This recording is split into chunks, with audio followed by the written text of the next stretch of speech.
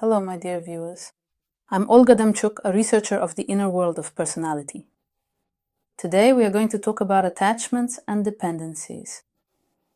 Today I wanted to engage with you on a higher level of conversation to discuss all attachments and dependencies collectively, all at once. Let's try to figure out what this is all about.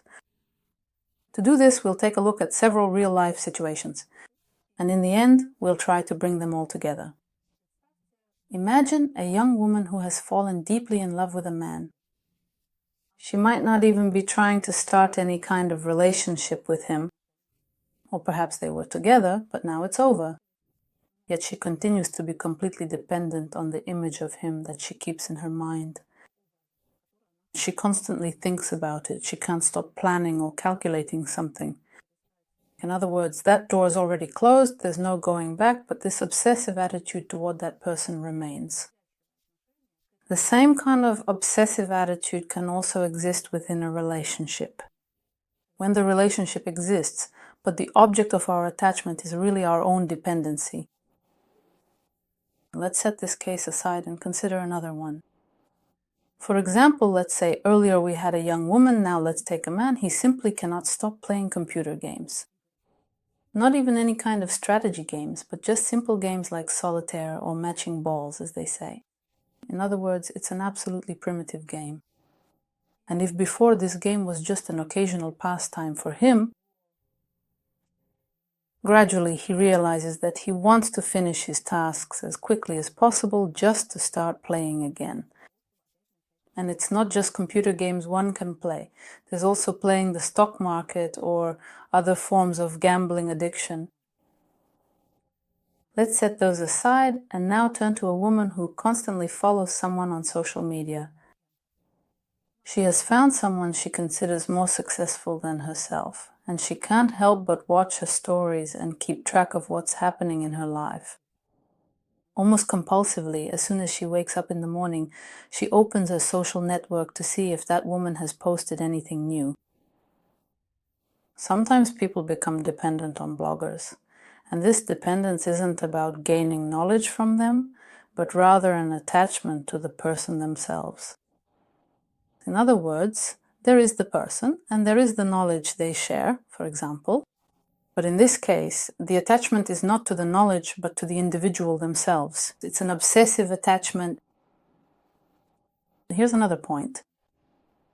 Let's say there's a man who comes home from work and immediately pours himself 150 grams of whiskey. He's tired, he's had a stressful day, he's a businessman. He manages a large number of people, deals, and stress.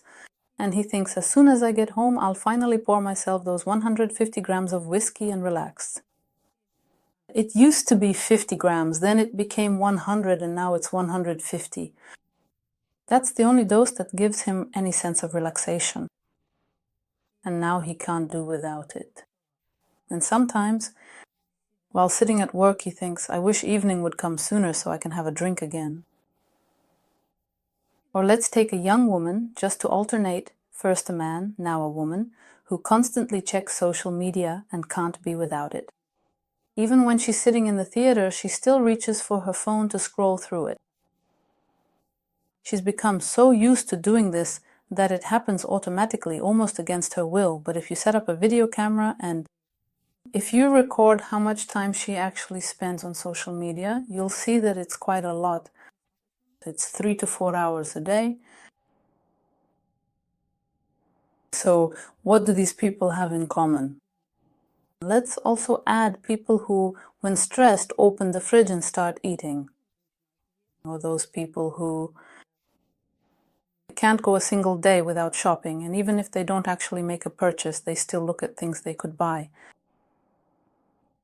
These are all different cases, but as I promised, let's look at them together and unite them at a higher level of generalization. All these wonderful people, for some inexplicable reason,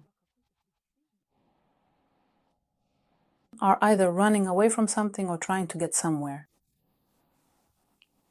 In other words, this attachment arises at the moment when there is some kind of unbearable feeling. Let's consider our first example. The young woman who is deeply in love, or perhaps more accurately, let's say a woman who is currently involved in a significant relationship, but her emotional attachment to the object of her affection is of a profoundly dependent type. So we can effectively identify all of these various objects, whether it's a cherished loved one engaging computer games, or perhaps even something else entirely. A female rival on social media, or a glass of whiskey, or social networks, or food, or shopping. All of these are objects for us, or you could call them events. That is to say, when an individual person enters into this particular event or truly connects with this specific object, they invariably begin to feel quite different in some significant way.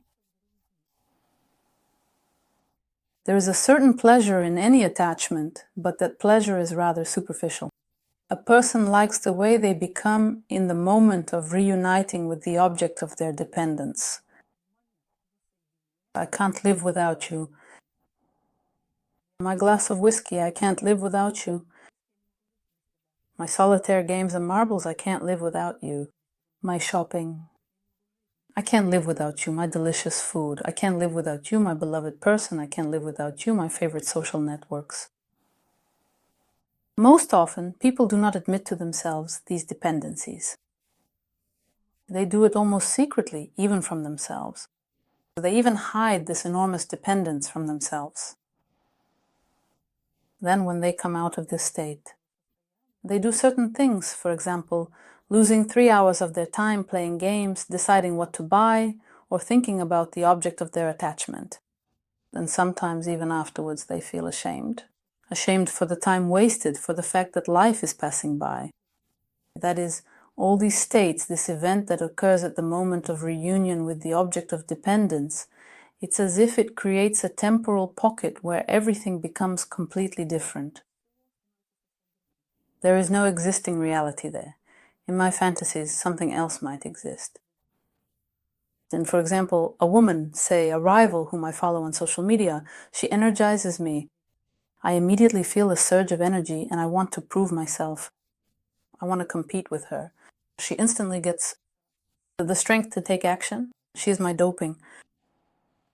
But on my own, I can't do that. I have no ideas, I'm passive and just go with the flow. But when I find someone to follow, it's as if I get an inner motivator that pushes me to accomplish things. When I drink, I enter a state where, nothing bothers me anymore. Normally, I'm nervous, anxious, and tense.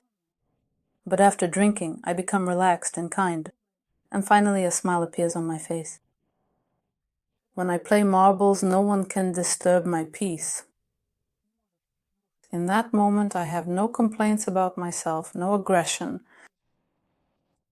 I'm a self-sufficient and happy person. When I think about the person I love, I want to be with him. I want him to be with me. I want to be the only one for him. In that moment, I also possess myself, the self that I do not have when I am alone, just with myself. So, all these various objects and experiences are fundamentally about pleasure. Even this intense rivalry that stems from social media platforms is also a source of profound pleasure for me, because I genuinely feel my blood boiling, surging with energy, and I truly feel incredibly alive. I finally start to genuinely want something meaningful and significant. Otherwise, I don't want anything, and I have little energy. You see, all these dependencies are not really about possessing the object, they're about entering a certain state, a particular state of consciousness. And they always allow you not to be yourself, but to be someone else, as if you become another person. That is to say, for some particular reason, a person begins to either run directly towards some specific goal. They dream, they fantasize, but most often dependency is about running away from somewhere. And many people who have had dependencies and have acknowledged them, well, there are many people who are dependent but deny it. And those who have admitted it know that when you block one dependency, say on one person, you start becoming dependent on another. Or if you stop playing, you start eating more. Or when you stop suffering from kleptomania, for example, you might suddenly start struggling with shopping addiction instead. In other words, it's an overall inability to bear your real self. Some people constantly need to be in love with someone, because in those moments, it's as if they connect with a different version of themselves. And there are people who fall in love pathologically, and after, say, 6 months, everything falls apart. They can't handle it. So it's a moment of reunion with some ideal version of oneself. A person who's either running away from the reality they are in or running towards some other reality is still a fugitive. Whether escaping or arriving, they are still running. And wherever they are running to, there is space there. A space they cannot create within themselves. When I talk about dependency, I am by no means judging, and I am certainly not saying, this is bad, stop doing it. And many people, it's as if they even want someone to appear who will say, this is bad, don't do it. Sometimes clients ask this of me because they realize that they are losing themselves or doing foolish things in these states and can no longer control themselves. In other words, they can't restrain themselves and they want the analyst to become that Cerberus who will scold them, be dissatisfied, and whom they will fear more than their own inner Cerberus. But unfortunately, this does not work. With willpower, you can hold out for a while, but then a breakdown occurs, and in that breakdown, a person seems to compensate for what was lost. For example, someone who eats to cope with stress, if they restrain themselves, then when they finally break down, they end up eating as much as they would have during all the time they were holding back. Or it could be gaming, social media, and so on. In other words, we are talking about an inner space, an internal space, which feels uncomfortable for the person. And instead of dealing with it, they run away somewhere else. Sometimes people go through real grief, and inside a hell of suffering forms that they simply cannot endure. And this escape feels completely natural to us because the instinct for self-preservation tries to leave where it feels bad and go where it feels good. The whole problem with addictions and attachments begins at the moment when a person loses their willpower. In other words, our addiction seems to create a kind of capsule in which the person is already trapped. This addiction has caught the person and holds them tightly. The person loses their will and they no longer have a choice. Inside this capsule, they may be barricaded from the reality within and from the reality outside. In fact, the stronger the person is, the longer they are truly able to effectively withstand intense emotional tension, profound frustration, or patiently waiting, the less prone they become to addiction. When we talk about addiction, we are also talking about something that oppresses a person for being dependent. For example, for having sent a silly message to someone else. Or maybe they spent money, skipped work, or instead of doing something important, they started playing games. So there is an understanding that something is wrong with this, but somehow the person manages to deceive this inner Cerberus, outsmart it, and go ahead and do it anyway. Many people, it's as if they catch themselves at the very moment when they start playing or making a purchase. At this moment, a person needs to switch off their consciousness so that it doesn't register what is actually happening, and then the person escapes into this capsule. This capsule is both a connection to the pleasure received and at the same time a capsule of non-existence. In other words, what happens there feels as if it isn't quite real.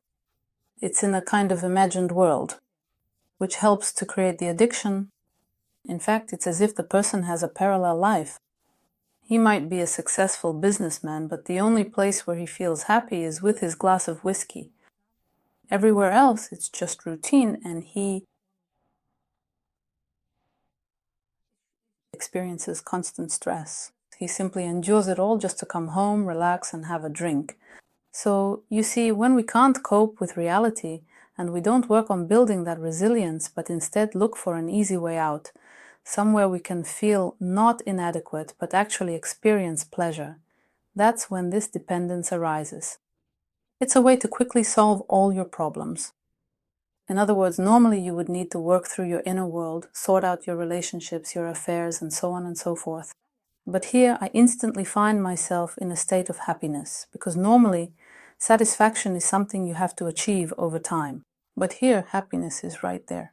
You open the door and you step into your own pleasure, your own happiness. And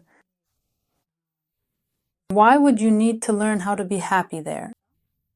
Why would you need to learn to be happy without someone or something, if this door is so quick, if it's so easy? These are the emotions, and a person with this kind of dependency starts to stir up their own psyche. And this emotional dependency is always an emotional attachment, whether to a person or to the objects mentioned above. It's always a desire to reach a certain emotional state. In other words, a person is both an escapee from reality and a prisoner of their own dependency at the same time.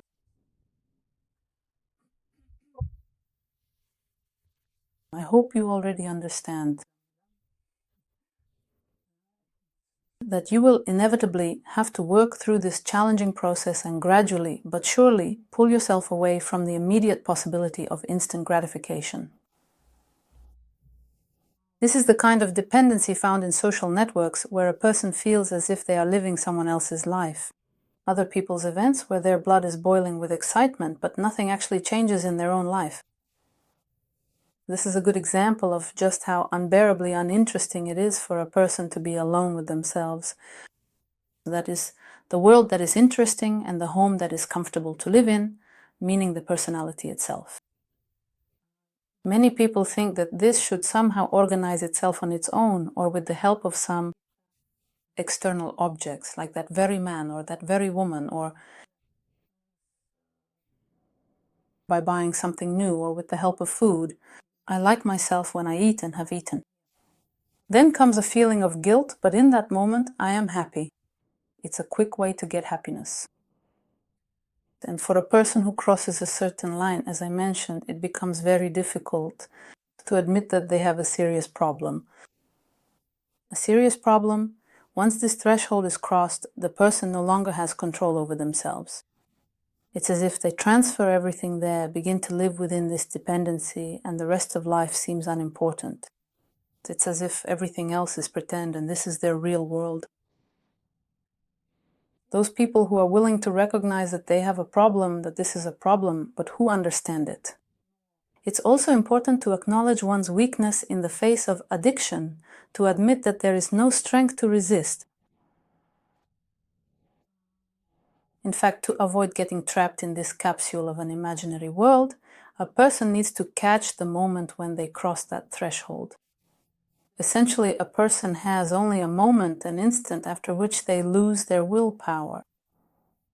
And when struggling with addiction, for example, the desire to lie, the desire to make things up about oneself, that too is a form of addiction.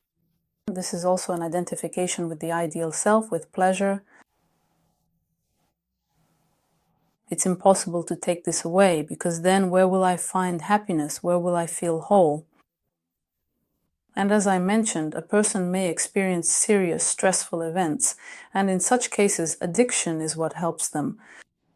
In fact, it helps them get through it. First and foremost, it is necessary to remove this attitude of "you're worthless, that's why you act this way." In other words, we need to get rid of the disgust toward our addicted self. Because when we direct aggression at our addicted self in that moment, we are not identifying with it. This is the position of the ideal self, which oppresses the real self suffering from addiction. That is, as long as there is shame, and anger toward oneself, these self-attacks, you won't really be able to fight the addiction. There needs to be love and understanding that I am ill, I am unwell. This is my illness. And overall, the personality needs to become stronger in order to be able to remain the master of one's own life. How to become stronger is covered in all my videos, at least a little bit. This habit of running away needs to gradually leave your life, and these constant escapes into a state of memory loss. As if I don't understand what I'm doing right now, I'm not aware of what I'm doing, and I'm not taking responsibility for my actions. All these escapes are characteristic of a weak personality. Many people make a complete escape, running away from their real selves, and then they start to feel like they're not living their own life. In other words, a person has permanently escaped from their true self, and then everything they do is empty and doesn't fulfill them. Each of us has our own dependencies, our little secrets. And I hope that after listening to this video, you'll develop a different perspective, and I'll help make your way out of there a little easier. I'm going to wrap up now. But before I finish, as always, I'd like to ask you to write about what else you can share regarding dependency. Try to become a correspondent who immerses themselves in the space of dependency and reports from within it. What's it like there? As I said, let's be teachers to one another. And don't forget to like this video and subscribe to the channel. I am sincerely grateful for your support. I try to share with you my knowledge, observations, and conclusions, the things I truly rely on myself. After all, it is so interesting to think about yourself objectively. What should we actually pay attention to during self-reflection? I've noticed that no one really teaches us how to navigate our inner world or live in it in a way that feels safe and confident. So I try to offer you something like a guide, an inner companion that helps you practice real reflection rather than just worrying about yourself. I would also like to remind you that you can order my book at olga.demchuk.org. The link is in the description. Goodbye. See you soon.